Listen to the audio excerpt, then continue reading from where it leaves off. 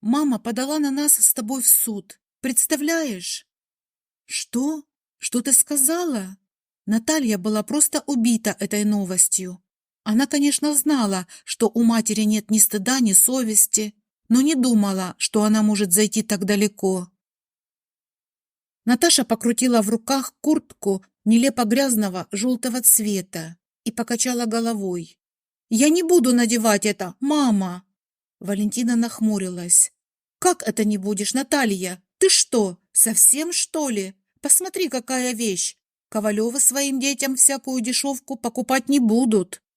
Ковалевы жили на третьем этаже, как раз над квартирой Валентины и двух ее дочерей, старшей Натальи и младшей Даши. Разница между сестрами была невелика, всего 3 года, но девочки отличались друг от друга не только внешностью, но и характерами. Наверное, в этом были виноваты гены их отцов, с которыми Валентина пыталась строить отношения, но так и не смогла удержать ни одного, ни второго. «Зачем я вас только рожала?» — высказывала она потом обеим дочерям.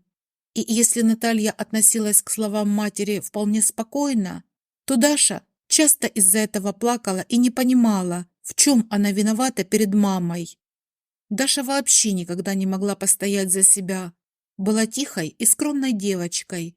А вот в Наташе с самого рождения жил дух настоящей бунтарки, и она быстро давала отпор матери, которая никак не могла найти на старшую дочь управу. «Сказала, что не буду и не буду, понятно?» — отрезала она, бросая куртку на старенький диванчик. «И вообще, мама, тебе не кажется, что это стыдно собирать обноски для нас у соседей и родни? Мы что, самые нищие, что ли?» «Нет, богатые!» — всплеснула руками Валентина. «Опомнись, милая моя, я одна воспитываю вас, тяну как могу. Вон вы уже какие кобылы выросли. Каждый день вам есть, пить подавай. А обувь с одежкой не нужна, что ли? Или она с неба сыплется? Об этом ты подумала своей бестолковой головой или нет?» «Вот именно, мама», — не сдавала свои позиции Наталья. «Мне уже 17 лет, Дашке 14. Мы не маленькие и все понимаем. Ты никогда и ничего нам не разрешала. У нас даже косметики нормальной нет, только дешевка с рынка, тени, которые постоянно осыпаются, и не пойми, какая тушь. Ты считаешь, что это правильно?» «Да, правильно», — закричала на дочь Валентина. «Вам бы только тратиться, а я вынуждена на всем экономить. У меня нет столько денег, чтобы содержать вас как принцесс». «Ой, мама, прекрати!» — махнула на нее рукой Наташа.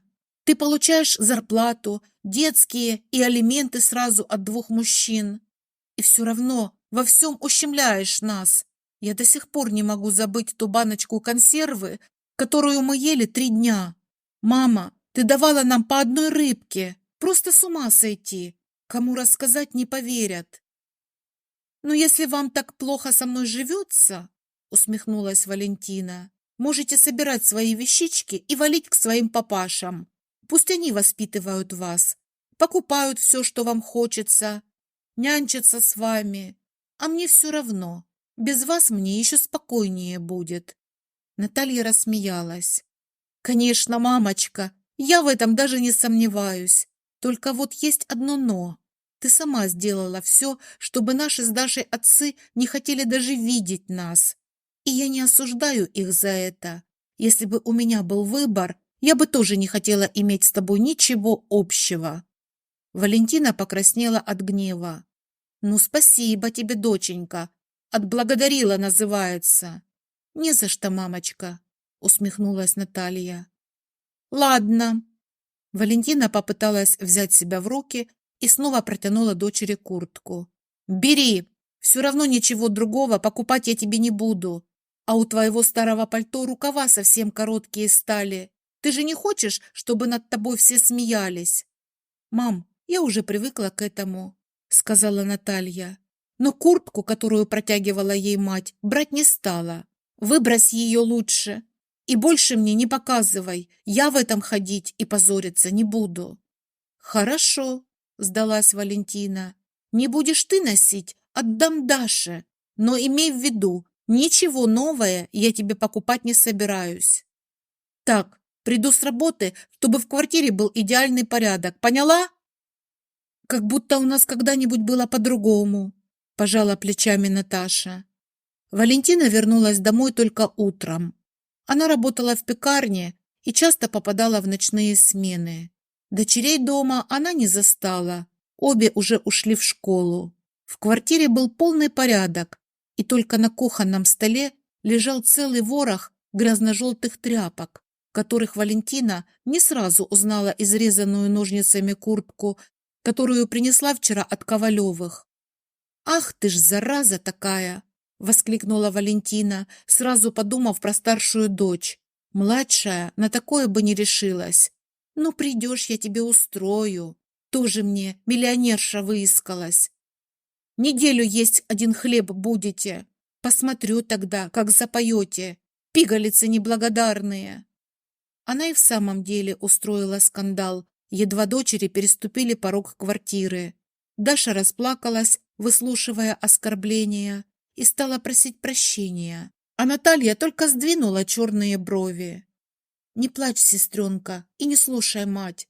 Ты же знаешь, какая она у нас. Но ты не бойся, я тебя в обиду не дам». Она взяла сестру за руку и отвела ее в комнату, плотно закрыв за собой дверь. Потом достала из сумки пакет с пирожками. «На, поешь, очень вкусные. Я сама наелась и тебе оставила». «Откуда они у тебя?» Все еще всхлипывая, спросила Даша, блеснув на старшую сестру голодными глазами. «Илюша дал. Ты же знаешь, его родители держат пирожковую на Калинина. И Илья всегда подкармливает меня чем-нибудь вкусненьким. Сегодня я сбежала с последних уроков, и мы с ним долго гуляли по парку. Кофе пили. У него такое смешное название, но я почему-то не запомнила. Очень вкусный. Когда-нибудь я возьму тебя с собой, и мы с Илюшей тебя тоже угостим. Хочешь?» Даша доверчиво кивнула. Она ела уже третий пирожок, и глаза ее заблестели от ощущения сытости. «А эти два давай отдадим маме», — предложила она сестре, «а то как-то некрасиво получается». Наташа обняла ее, крепко прижимая к себе. «Глупая ты у меня, добрая и доверчивая. Нельзя такой быть, Дашка, затопчут тебя, понимаешь? Бороться в этой жизни надо, сражаться за свое счастье». «Разве можно сражаться с мамой?» — спросила Дарья, заворачивая оставшиеся пирожки в пакет, с искренней любовью заглядывая сестре в глаза. «Она же наша мама!» «Я об этом знаю. Ты тоже», — вздохнула Наташа. «А вот мама, по-моему, не помнит о том, что мы ее дочери. Ты сама не устала от ее издевательств? Она постоянно унижает нас, выпрашивает у знакомых старую одежду, а потом требует, чтобы мы ее носили. А мне стыдно вечно ходить в обносках». «Но это же тут ни при чем», — попробовала возразить Даша и робко улыбнулась. «Я говорила про пирожки. Давай угостим маму тоже». «Давай», — кивнула Наташа. «Только вчера я видела в мусорном ведре обертки из-под сосисок. Ты их ела?» «Нет. Вот и я тоже. Кстати, то одно, то другое попадается мне уже не первый раз. А это значит, наша мама ни в чем себе не отказывает и прекрасно питается, когда нас нет рядом». «Мама не такая, ты что?» — попыталась возразить Даша. «Ах, сестренка, наивная ты моя, знаешь, чего я боюсь больше всего? Оставлять тебя с ней, потому что она не даст тебе спокойно жить и просто изведет, ведь меня не будет рядом, и я не смогу защитить тебя». «Как это тебя не будет рядом?» — ахнула Дарья. «А где ты будешь?» «Даша, едва мне исполнится 18, я сразу уйду из дома. С Ильей мы обо всем уже договорились. Его родители не против, они хорошо меня знают. Мы переедем жить к бабушке Ильи. У нее своя большая квартира, которая потом достанется нам. Илюша будет работать, а я учиться и присматривать за бабулей». «Значит, ты хочешь выйти замуж за Илью?» — спросила Даша. «Да», — кивнула Наташа. «И поверь мне, здесь я не останусь ни на один день. А мама об этом знает?» «Нет. И ты ей тоже не говори. Я сама все расскажу, когда время придет. А пока можешь отнести ей эти пирожки. Правда, я не уверена, что она хотя бы тебе скажет спасибо за это». Валентина и в самом деле не поблагодарила младшую дочь, хотя пирожки взяла и тут же их съела, даже не спросив, каким образом она их купила, если денег у нее нет. А время шло. Едва дождавшись лета, Наталья вышла замуж и сказала об этом матери только когда они вместе с Ильей приехали из ЗАГСа. «Это что еще за новости?» — нахмурилась Валентина, когда дочь показала ей свидетельство о браке. «Обыкновенные новости», — пожала плечами Наталья. «Тебе Илья никогда не нравился, а вот я люблю его. Да, кстати, мы встречались с ним уже несколько лет, несмотря на твои запреты. А что ты так удивляешься? Ты же сама хотела, чтобы мы с Дашкой побыстрее свалили из твоей квартиры. Я помню, как ты постоянно нам говорила об этом. Правда, ты надеялась, что нас заберут папашки. Прости, пришлось внести коррективы в твои планы». «Надеюсь, ты не беременная?» — усмехнулась мать, спокойно выслушав тираду дочери. «Это тоже тебя уже не касается», — заметила Наталья.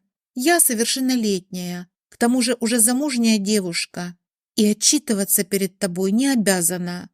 Впрочем, будь спокойна.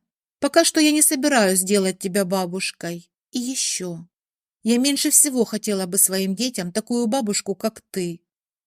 Не сказав больше ни слова, Наталья собрала свои вещи, которые поместились в небольшую сумку, и ушла, даже не поцеловав мать на прощание. А вот сестру крепко обняла и тихо прошептала ей на ухо: «Держись давай тут, сестренка, и как только появится возможность, тоже уходи, иначе наша мать-паучиха выпьет из тебя всю кровь».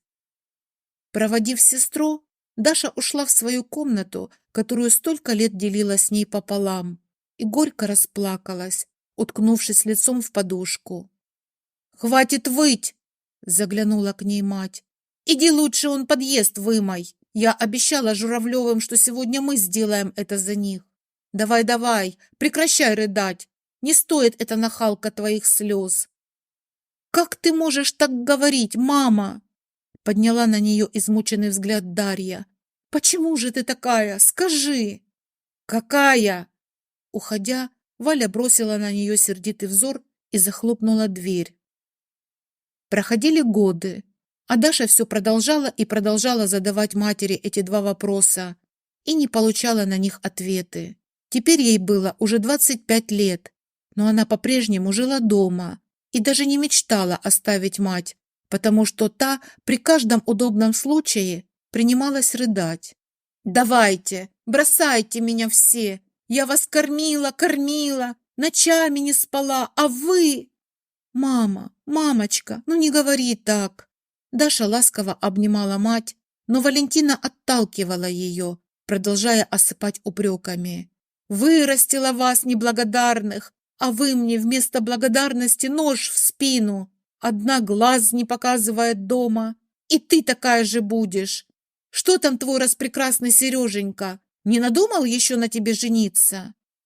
«Мам», — Даша опустила глаза, — «я как раз хотела поговорить с тобой об этом. Сереже предложили хорошо оплачиваемую должность в строительной бригаде, но это далеко отсюда».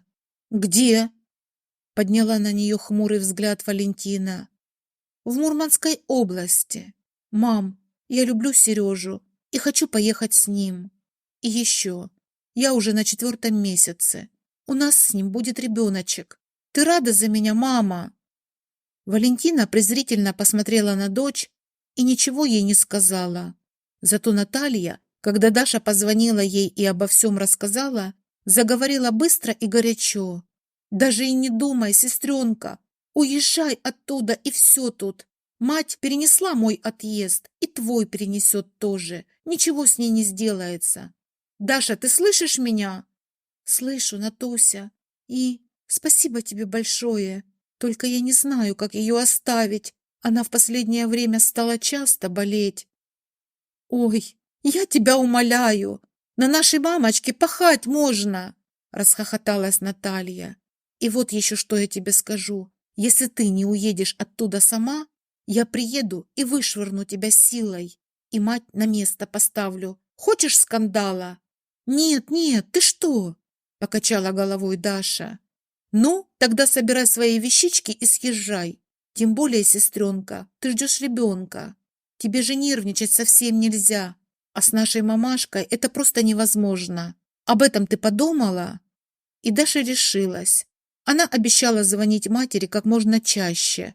Говорила, что будет ждать ее в гости, но так и не услышала в ответ хоть каких-то теплых слов. Осталась Валентина одна. Сначала ей даже нравилась такая жизнь. Первый же вечер она приготовила себе вкусный ужин и даже купила бутылочку вина.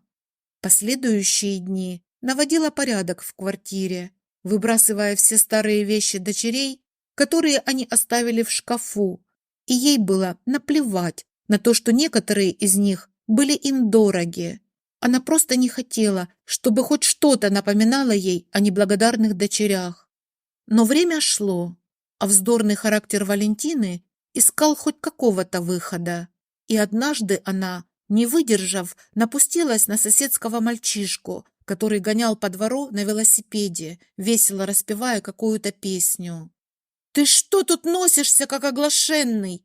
Не видишь, люди ходят, чтоб у тебя повылазило! Ты бы отстала от моего внука Валентина!» Вышла на ее голос соседка Галина. «Выжила своих девок из дома, пилить теперь некого, на соседей решила переключиться. Так мы молчать не будем, быстро тебе оглобли назад повернем. Плохи твои дела, как я посмотрю». «Тебя спросить забыла!» — огрызнулась Валентина. «Тебе-то что до моих дел?» «Да ничего, а просто ты живешь, как пиявка, сосешь из всех кровь, когда уже только лопнешь». «Ты что привязалась ко мне, старуха?» — набросилась на Галину Валентина. «Что ты меня трогаешь, а? Какая я тебе пиявка? Да я, если захочу, хоть завтра к дочкам в гости поеду, а ты захлебнешься тут от своего яда». «Господи, боже мой! Посмотрите на нее, люди добрые! Сама цепляется к моему внуку, а я виновата!» «Да иди ты уже!» — махнула на нее рукой Валентина. «Видеть тебя не могу, и внук мне твой не нужен, у меня и свои есть». Она вернулась домой и, отыскав номер старшей дочери, позвонила ей. «Наташа, я хочу приехать к тебе в гости. Хоть посмотрю, как ты там живешь, внуков повидаю». Хм. Наталья была очень удивлена желанием матери, которая никогда раньше и не вспоминала ни о внуках, ни о ней самой. «Ну хорошо, мама, приезжай. Мы с Ильей тебя встретим». «Ладно, я сообщу, когда надумаю». Приехала она к ней уже через неделю и сразу же огорошила дочь и зятя, заявив, что хочет у них остаться подольше. «Посмотрю, как вы будете за мной ухаживать. Тогда и решу, с кем доживать буду, с вами или с Дашей». Она сказала это за ужином, когда вся семья собралась за столом, чтобы отметить приезд необычной гостьи. Наталья обвела взглядом растерянные лица своих домочадцев и рассмеялась. «Да не переживайте так, бабушка шутит. Она прекрасно знает, что я никогда не уживусь с ней, и при первом удобном случае отправлю ее или домой, или в дом престарелых». Валентина натянуто улыбнулась. «Да, действительно, мы никогда не ладили». Опустив глаза, она подумала о младшей дочери. Валя уехала через 2 дня, сухо простившись со всеми. Теперь она решила навестить младшую дочь и задержалась у нее на несколько недель, а потом все так же, толком ни с кем не поговорив и не поблагодарив за гостеприимство, отправилась домой. Прошло 2 года. Обе сестры были заняты своими семьями, изредка созванивались с матерью, поздравляли ее с днем рождения или какими-нибудь праздниками, отправляли ей в подарок деньги. И вдруг однажды растерянная Даша набрала номер сестры. «Наташа, мама подала на нас с тобой в суд. Представляешь?» «Что? Что ты сказала?» Наталья была просто убита этой новостью. Она, конечно, знала, что у матери нет ни стыда, ни совести, но не думала, что она может зайти так далеко. «Она теперь инвалид и нуждается в уходе», — пояснила Дарья. «А это значит, что мы должны забрать ее к себе. Ты или я. Правда, она заявила, что сама хочет жить у меня. А вторая дочь, то есть ты, будешь обязана оплачивать ее лечение и другие нужды». Наталья нервно рассмеялась. «Даша, я не могу поверить!» «Я тоже, сестричка, я тоже, но это так», — грустно сказала Дарья. «Даш, мы с тобой наймем адвоката, пусть он представляет нас в суде». Возмущению Натальи не было предела, но Даша в ответ только вздохнула. «Я же тебе сказала, она оформила инвалидность и теперь козыряет своей беспомощностью. Ничего у нас с тобой не получится, Наташа. Придется нам пойти на все эти условия». Дарья оказалась права. Суд встал на сторону Валентины, и очень скоро она поселилась у младшей дочери. Без зазрения совести она лезла буквально во все, требовала к себе постоянного внимания, оскорбляла Дашу и ссорила ее с мужем, а однажды и вовсе заявила, что дочь хотела ее отравить. «Вы только посмотрите на меня, доктор!» Протягивала она руки к приехавшим на вызов врачам. «Они же просто извели меня, почти не кормят и хотят, чтобы я скорее умерла. Видела, как она подсыпает мне что-то в стаканчик. Я знаю, она хотела отравить меня». Врач взглянула сначала на бледную, утомленную Дарью с синими тенями под глазами, а потом на ее мать, плотную, розовощекую женщину со вторым подбородком. «Как же вам не стыдно?» — сказала она ей. «Вы отвратительны и похожи на клеща». «Я вас засужу! Вы вылетите с работы!» — кричала Валентина на врачей. «Вы меня еще узнаете!» Притихла она только во время похорон Даши. Несчастная женщина, измученная собственной матерью, не высыпалась и просто падала с ног от усталости. Возвращаясь домой из аптеки с лекарствами для мамы, Даша просто не заметила красный светофор и шагнула прямо под машину. «Это я во всем виноват», — говорил Сергей Наташе, приехавший на похороны. «Я не смог защитить ее от матери, а она как пиявка пила ее кровь и все никак не могла напиться. Сколько раз я хотел выставить ее за порог, но Даша не давала мне сделать это. Сережа, я знаю свою мать и знаю Дашу. Ты не виноват. Гибель Даши лежит на маме. Это она довела ее до такого состояния. Но что же мне теперь делать?» — качал головой Сергей. «Растить детей. Постарайся, чтобы они не чувствовали себя сиротами», — сказала ему Наталья. «А твоя мать, ты заберешь ее?» — спросил он с надеждой в голосе. «Нет, нет, мне она не нужна. Да и я уже давно перестала считать ее мамой. Она мне никто. Я никогда ее не любила, а теперь просто ненавижу». Прошло 2 месяца. В старенькой комнатке со стенами, покрытыми облупившейся зеленой краской, стояли 4 панцирные кровати с продавленными сетками. На одной из них лежала стонущая старуха, вот уже 5-й год страдающая от деменции. Она то звала кого-то, то начинала выть. И Валентина чувствовала, как от ее криков у нее волосы поднимаются дыбом. В интернате, куда ее привезли зять и дочь, не было нормальных условий. Сквозняки гуляли по всему зданию, и хмурые медсестры все время кутались в теплые шали и накидки. У Валентины ничего такого не было. Она носила застиранный байковый халат и растоптанные тапочки, а ела только то, что готовили на местной кухне. Других стариков хотя бы изредка навещали родственники, а к Валентине никто не приезжал, и она никому не могла пожаловаться на ужасные условия этого серого заведения. Сначала ее определили в комнату, где уже жили 5 старушек. Она должна была спать шестой. Но Валентина категорически воспротивилась такому большому соседству и потребовала, чтобы ее перевели в отдельное помещение. Тогда-то ее и подселили к Егорихе, жутко воющей старухе, которая никогда не спала. «Я напишу дочери о том, что вы тут творите», пригрозила Валентина медсестре, когда встретила ее после первой бессонной ночи. «Да кому ты нужна?» усмехнулась та в ответ. «Дочь написала отказ от тебя. Она перевела сюда твою пенсию и сказала, что не собирается больше давать ни копейки. Так что ты на полном нашем пансионе. Сиди и не жужжи. Поняла?» Младшую дочь извела, а сама святошей прикидываешься. Все я про тебя знаю. Наталья рассказала мне, кто ты такая, и предупредила, что видеть тебя не хочет. Каждое слово падало в душу Валентины расплавленным свинцом и прожигало ее насквозь. «Ничего, ничего, я еще тоже кое-что могу», прошептала она. «Я в суд подам». Господи, да успокойся уже. Это ж надо родных дочерей так изводить. Ни стыда у тебя, ни совести.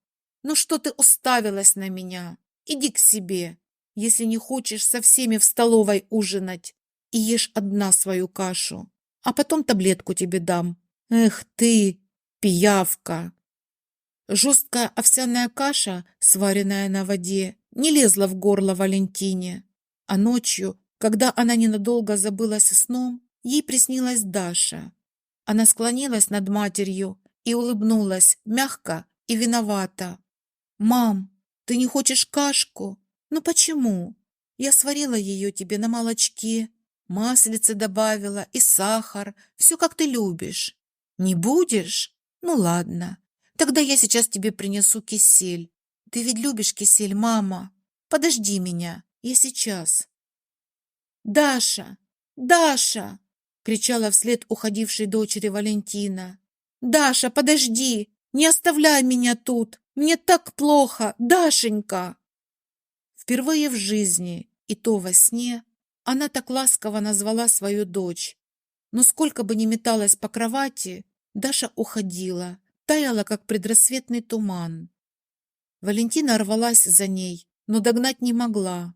Она плакала и билась во сне, даже не догадываясь, что пройдет еще очень много горьких, серых и одиноких безрадостных дней, похожих один на другой, прежде чем она сможет приблизиться к младшей дочери и тихо прошептать ей свое первое и последнее «прости».